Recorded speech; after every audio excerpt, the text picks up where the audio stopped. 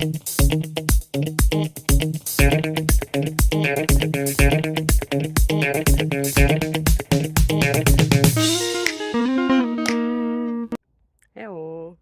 So today is sports day, so it's time to do something for us, for our body, and of course for our mind. So how about this next question?